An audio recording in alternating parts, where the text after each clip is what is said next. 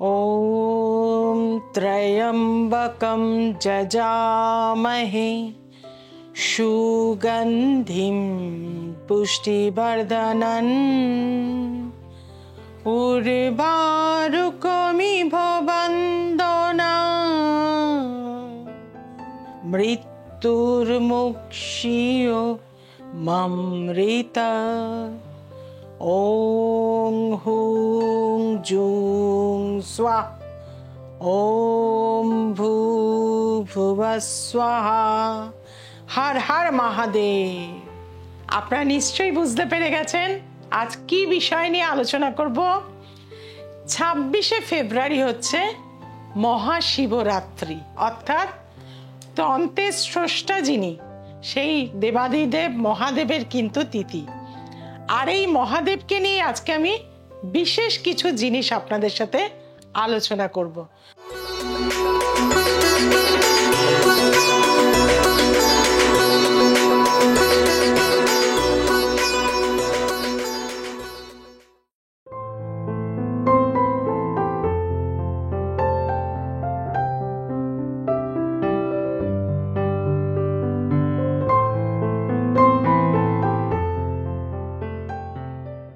প্রথমেই বলবো, অনেক মানুষই আমাকে এসে জিজ্ঞাসা করেন যে দিদি, আমরা যে মহাদেবের যে লিঙ্গের পুজো করি, এটা কি কোনো পুরুষ লিঙ্গের কি প্রতীক? একদমই কিন্তু এটা ভুল ধারণা। কারণ শিব লিঙ্গ যেটা আমরা পুজো করে থাকি, লিঙ্গ কথার অর্থ হচ্ছে কিন্তু চিহ্ন, অর্থাৎ আমরা শিবের চিহ্নের পুজো করে থাকি। দেবাদিদেব মহাদেব হচ্ছে আদি এবং অনন্ত। তিনি অতীতেরও অতীত, ভবিষ্যতেরও ভবিষ্যৎ, অর্থাৎ তার সৃষ্টি এবং ধ্বংস কোথায় সেটা আমরা কেউই কিন্তু জানতে পারবো না, কারণ তিনি অবিনশ্বর, অর্থাৎ তিনি অন্ধকারের প্রতীক। ধরুন কোনো অন্ধকার ঘরে আমরা যদি একটি প্রদীপ নিয়ে ঢুকি এবং সেই প্রদীপের শিখাটা কি হবে না, মনে হবে কিন্তু শিবলিঙ্গের মতন। অর্থাৎ যিনি আমাদের জীবনের অন্ধকারকে আলোতে পরিণত করে যে বিন্দুর মাধ্যমে, তিনিই হচ্ছেন কিন্তু দেবাদিদেব মহাদেব। কাজে আমাদের যে ভুল একটা কনসেপ্ট রয়েছে যে আমরা শিবলিঙ্গর পুজো করি, এটা কিন্তু না, শিবের চিহ্নের আমরা পুজো করি। এবং শিব পুরাণে কিন্তু আমরা পাই যে দেবী অর্থাৎ শক্তি এবং শিব তার মিলিত একটি কিন্তু রূপ, অর্থাৎ যেটাকে আমরা অর্ধনারীশ্বর বলে থাকি। আর এই অর্ধনারীশ্বর কিন্তু শিবলিঙ্গের মধ্যেও রয়েছে। নিচের যে অংশটি থাকে সেটা হচ্ছে কিন্তু শক্তি, আর তার ওপরে যে অংশটি থাকে সেটা হচ্ছে শিব, অর্থাৎ শক্তি কিন্তু ধারণ করে থাকে শিবকে। এবং যে কারণে শিব যখনই তিনি একা হয়ে যান, আমরা দেখেছি দক্ষ যজ্ঞের সময় যখন সতী দেহত্যাগ করেছিলেন, তখন কিন্তু শিব কিন্তু তাণ্ডব করেছিলেন। শিবের তাণ্ডবকে কিন্তু ঠান্ডা করার জন্য, অর্থাৎ সেটা কিন্তু হয়ে যায় ধ্বংসাত্মক রূপ। এবং ভগবান বিষ্ণু কি করেছিলেন, সুদর্শন চক্র দিয়ে 51টা খণ্ড কিন্তু করেছিলেন দেবী সতী দেহকে। এবং যেখানে যেখানে সেটা পতিত হয়েছে সেটা সতীপীঠ হয়েছে। এবং প্রতিটি সতীপীঠে কিন্তু ভগবান শিবেরও কিন্তু উপাসনা হয়। অর্থাৎ ভগবান শিব কিন্তু সতী ছাড়া বা আমাদের শক্তি ছাড়া তিনি কিন্তু কখনোই পজিটিভ হতে পারেন না, ধ্বংসাত্মক হয়ে যান। যে কারণে শিবলিঙ্গ অর্থাৎ শিবের চিহ্ন অর্ধনারীশ্বরকেই কিন্তু নির্দেশ করছে। আবার অনেকে আমাকে এসে জিজ্ঞেস করে চেম্বারে, অনেক মানুষ, যেহেতু আমি তন্ত্র নিয়ে বহু বছর কাজ করে চলেছি, তারা জিজ্ঞেস করে যে দিদি, ভগবান শিব কি সবসময় নেশা করে থাকে? তিনি কি সবসময় ভূত পেতনি নিয়ে ঘুরে বেড়ায়? এটারও কিন্তু কিছু জিনিস আমরা কিন্তু পুরাণ তত্ত্ব থেকে কিন্তু পেয়েছি। সেটা হচ্ছে যখন কিন্তু সমুদ্র মন্থন হয়েছিল, আমরা প্রত্যেকেই জানি যে সমুদ্র মন্থনে কিন্তু লক্ষ্মী দেবী, ধন্বন্তরী সমস্ত কিছু যখন উঠেছিল, দক্ষিণাবর্তী শঙ্খ, তার পাশাপাশি কিন্তু গরল উঠেছিল। এবং এই গরল যখন আমাদের বিশ্বকে যখন মানে ধ্বংসের দিকে নিয়ে যাচ্ছে, তখন সেই ভগবান শিব তিনি কিন্তু সেই গরলকে কি করেছিলেন, তার কণ্ঠে ধারণ করেছিলেন। তাই তাকে আমরা কিন্তু নীলকণ্ঠ বলে থাকি। আর এই নীলকণ্ঠ যখন তিনি এই গরল পান করে নিয়েছিলেন, তখন কিন্তু তিনি প্রচন্ড কষ্ট পাচ্ছিলেন। সেই যে গরলের জ্বালা, সেই জ্বালা মানে থেকে সেটাকে ঠান্ডা, কারণ তখনকার সময় তো মেডিসিন ছিল না, তখন আমরা কি হয়েছিল, সামান্য পরিমাণ ভান এবং সিদ্ধি, যেটা কিন্তু মেডিসিন হিসাবে কিন্তু ব্যবহার করা হয়েছিল, এবং তার সাথে সাথে দুধ, দই, ঘি, চন্দন এবং মধু তাকে কিন্তু দেয়া হয়েছিল ভগবান শিবকে। তার ফলে সেই গরলের যে জ্বালা, তার থেকে কিন্তু তিনি নিষ্কৃতি পেয়েছিলেন, এবং সেই থেকে ভগবান শিবে একটুখানি কিন্তু আমরা সিদ্ধি দিয়ে পুজো দিয়ে থাকি। কিন্তু মানুষরা সুযোগ খোঁজে আর ভাবে ওই ভগবান শিবের মতন আমরাও একটু গাঁজা খাই, আমরাও একটু ভান খাই। একদম নয়। কারণ হচ্ছে দেবাদিদেব মহাদেব, যিনি এই বিশ্বের অধীশ্বর, তিনি যদি নেশা করে পড়ে থাকতেন, তাহলে এই বিশ্ব চরাচর চলতো কি করে? সবকিছু স্তব্ধ হয়ে যেত। কাজেই বন্ধুরা, যারা আপনাদের বোকা বানানোর জন্য নেশা করানোর চেষ্টা করে, খবরদার সেটা কিন্তু স্পর্শ করবেন না। হ্যাঁ, পুজোর ক্ষেত্রে আমাদের সিদ্ধি পাতার জল দিয়ে ভগবান শিবকে আমরা অভিষেক করতে পারি, সামান্য পরিমাণ, প্রচুর কিছু দিয়ে না। কাজেই এটা কিন্তু আপনারা অবশ্যই মেনে চলবেন। আর অনেকেই কিন্তু বলে থাকেন যে ভগবান শিব হচ্ছেন ভূতনাথ, অর্থাৎ ভূত পেতনি নিয়ে নাকি তিনি ঘোরেন। ভূত শব্দের অ্যাকচুয়াল অর্থ হচ্ছে অতীত। আমরা বলি না ভূতকাল, বর্তমানকাল এবং ভবিষ্যৎকাল, অর্থাৎ এই তিনটে কালের যিনি অধীশ্বর, ত্রিকালদর্শী বা মহাকাল, তিনিই হচ্ছেন কিন্তু ভগবান শিব। কাজেই ভূতকালকে, অর্থাৎ যিনি কিন্তু আপনার অতীতকেও কিন্তু কন্ট্রোল করে থাকে, এবং সেটা বর্তমান এবং ভবিষ্যতে আপনি কি পেতে চলেছেন তার নির্দেশ দিয়ে থাকেন, তিনিই হচ্ছেন কিন্তু স্বয়ং শিব শম্ভু। কাজেই তিনি কখনোই কিন্তু ভূত পেতনি নিয়ে যান না, অর্থাৎ আপনার ভূতকালকে তিনি নির্দেশ করছেন যে আপনি কি করে এসছেন, কি করবেন এবং ভবিষ্যতে আপনি কি পেতে চলেছেন। কাজেই এই তিনটে কালের যিনি অধীশ্বর, তিনিই কিন্তু ভগবান বিশ্বনাথ। এবং তার পাশাপাশি কিন্তু আমরা শিবকে দেখি অনেক কিছু তিনি কিন্তু সাথে রাখেন না। তিনি একমাত্র যে অস্ত্রটি রাখেন সেটা হচ্ছে ত্রিশূল। এই ত্রিশূল রাখার কারণ হচ্ছে তিনটে শূল, অর্থাৎ শূল শব্দের হচ্ছে কথার অর্থ হচ্ছে কিন্তু দুঃখ, কষ্ট, যন্ত্রণা, এবং আপনার অতীত, বর্তমান এবং ভবিষ্যতে যে দুঃখ, যন্ত্রণা, কষ্ট রয়েছে, যে যন্ত্রের দ্বারা, যে অস্ত্রের দ্বারা তিনি কিন্তু মানুষকে মুক্তি লাভ দিয়ে থাকেন, অর্থাৎ আপনার জীবনের অন্ধকার থেকে, দুঃখ থেকে, কষ্ট থেকে মুক্তি দিয়ে থাকেন, তিনিই হচ্ছেন কিন্তু মহাদেব।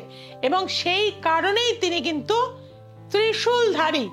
এবং আমরা ত্রিশূলকে বলে থাকি সত্যগুণ, রজগুণ এবং তমগুণের প্রতীক, এবং ভূতকাল, বর্তমানকাল এবং ভবিষ্যৎকালের প্রতীক।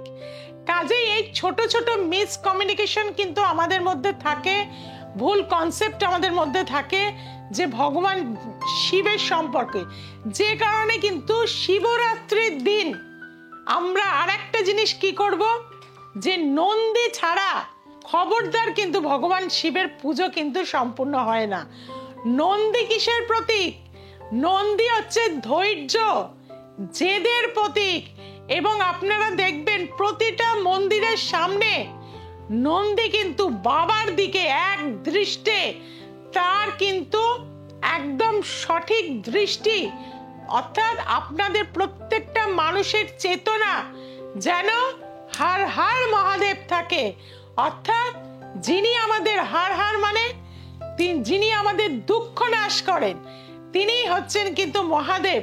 আর এই ভূতনাথের পুজো আমরা কিভাবে করতে পারি? আমরা প্রত্যেকেই জানি যে এই শিবরাত্রি তিথি 4 প্রহরে জল দিয়ে থাকি। প্রথম প্রহরে কিন্তু আমরা দিয়ে থাকি দুধ, তারপরে দই, তারপরে ঘি এবং মধু। এইভাবে কিন্তু আমরা ভগবান শিবের পুজো করে থাকি। ভগবান শিব কিন্তু জল এবং বেলপাতাতেই সন্তুষ্ট, যে কারণে সাধারণ মানুষরাও তার কে কিন্তু প্রার্থনা করে বা তাকে পুজো করে তাদের জীবনের সমস্ত কিছু কিন্তু তারা দুঃখ যন্ত্রণা নাশ করতে পারে। এবং এই বছর 26শে ফেব্রুয়ারি 2025-এ আমাদের প্রথম প্রহর কিন্তু লাগছে 6:34 এবং সেই প্রথম প্রহর 6:34 থেকে 9:34 পর্যন্ত থাকবে। দ্বিতীয় প্রহর কিন্তু 9:34 থেকে 12:34, আর তৃতীয় প্রহর হবে 12:34 থেকে 3:34, এবং চতুর্থ প্রহর শেষ প্রহর সেটা কিন্তু 3:34 থেকে 6:34। এই 4 প্রহরে যদি আমরা ভগবান শিবকে বেলপাতা, আতর, মধু, ঘি, চন্দন, অঘরু বিভিন্ন দ্রব্যের দ্বারা যদি আমরা পুজো করতে পারি এবং 108টা বেলপাতার মধ্যে নম শিবায় নম সাদা চন্দন দিয়ে লিখে যদি আমরা পুজো করতে পারি, তাহলে আমরা যে কামনা নিয়ে তার সাধনা করি না কেন সেই কামনা কিন্তু আমাদের পূরণ হবে। আর আপনার যে মনের কামনা সেটা কিন্তু মানে নন্দীর কানে কানে কিন্তু বলতে হয়। এবং ভগবান শিবের যখন আপনি পুজো করবেন, অবশ্যই দেবী পার্বতী বা দেবী কালী, তারা মায়ের কিন্তু পুজো করবেন। না হলে কিন্তু শিব শক্তি মিলিত না হলে পজিটিভ এনার্জি কিন্তু সৃষ্টি হবে না, সমস্ত কিছু কিন্তু ডিস্ট্রাকটিভ হয়ে যাবে। কাজেই আপনি আপনার জীবনে এই শিব তত্ত্বকে যদি সঠিক নিয়মে কাজে লাগাতে পারেন, তাহলে কিন্তু আপনারা এই শিবরাত্রির মাধ্যম দিয়ে, কারণ বাবা আরো কিছু জিনিস পছন্দ করেন, সাদা ফুল, আকন্দ ফুল, যেগুলো খুব সাধারণভাবে আমরা পেয়ে থাকি, বা বেলপাতা, এবং তার পাশাপাশি একটু আতপ চাল, মধু এবং সিদ্ধি, কারণ সিদ্ধি ছাড়া তার পুজো কিন্তু কমপ্লিট হয় না। ভগবান শিবের যখন পুজো করবেন অবশ্যই তাকে পইতে পড়াবেন, এবং তার পাশাপাশি শিবরাত্রির দিন ভুজ্জি কিন্তু দেবেন, এবং পরের দিন ব্রাহ্মণ ব্যক্তিকে কিন্তু সেই ভুজ্জি দিয়ে দেবেন। তাহলে দেখবেন এই শিবরাত্রির ব্রতকথা, অর্থাৎ আমরা ছোটবেলা থেকে দেখে এসেছি শিবরাত্রির দিন রাত জাগলে আমাদের মনের মতন কিন্তু ভগবান শিবের মতন স্বামী পাওয়া যায়। কাজেই আমরা শুধুমাত্র মহিলারা না, যেহেতু তিনি কিন্তু মহামৃত্যুঞ্জয়, যার ফলে কিন্তু 8 রকম আমাদের জীবনে যে মহামৃত্যুঞ্জয় রয়েছে সেটারও কিন্তু পুজোর জন্য নারী পুরুষ নির্বিধিদে সব মানুষই কিন্তু তার পুজো করবেন। এবং এই শিবকে 5টা ফল দেবেন, তার মধ্যে অবশ্যই একটি বেল ফল কিন্তু দিয়ে থাকবেন। তাছাড়াও আপনাদের বলবো শিবের ব্রতকথা পাঠ করবেন, এবং যতটা পারবেন সেদিন চান্টিং করবেন, অর্থাৎ মহামৃত্যুঞ্জয়। কিছু যদি নাও পারেন, নম শিবায় নম, মহামৃত্যুঞ্জয় মহাদেবায় নম, এই মন্ত্র অবশ্যই পাঠ করুন। যারা আমার এই নিয়ম মেনে আপনারা পুজো করবেন, বা যারা চাইছেন শিবরাত্রি অমাবস্যা তিথিতে আমার সাথে তারাপীঠে যেতে, এবং যেরকম মৌনী অমাবস্যা আমরা বিরাট বড় করে মহাযজ্ঞ করেছিলাম, এই শিবরাত্রি অমাবস্যা তিথিতে রুদ্রাভিষেক এবং মায়ের পুজো করা হবে। যারা যোগাযোগ করতে চাইছেন অবশ্যই বলবো নিচে যে ফোন নাম্বারগুলো যাচ্ছে সেখানে অবশ্যই যোগাযোগ করুন। আর সোমবার, মঙ্গলবার, শুক্রবার এবং রবিবার রাত্রি 9টায় দ্য এসেন্স অফ অ্যাস্ট্রোলজি দেখতে ভুলবেন না। আর আপনারা যেটা ভুলে যাচ্ছেন, কারণ আপনারা প্রচুর সাপোর্ট দিয়েছেন, প্রচুর ভালোবাসা দিয়েছেন, কিন্তু চ্যানেলটিকে সাবস্ক্রাইব করে করতে ভুলে যাচ্ছেন। কাজেই আপনাদের বলবো অবশ্যই চ্যানেলটিকে সাবস্ক্রাইব করে দিন, যে বেল বাটনটি রয়েছে তাকে প্রেস করুন, আপনার চেনা জানা বন্ধু বান্ধবের কাছে ছড়িয়ে দিন। প্রতিদিন দ্য এসেন্স অফ অ্যাস্ট্রোলজির ফেসবুক চ্যানেলে দুপুর 2টো থেকে 3টেতে আমি কিন্তু লাইভে থাকি, সরাসরি কথা বলতে পারবেন। কাজেই আজ এই পর্যন্ত। পরবর্তী অনুষ্ঠান আবারও কিন্তু শিবতত্ত্বের উপরেই করছি, তার জন্যে পরের এপিসোডে চোখ রাখুন।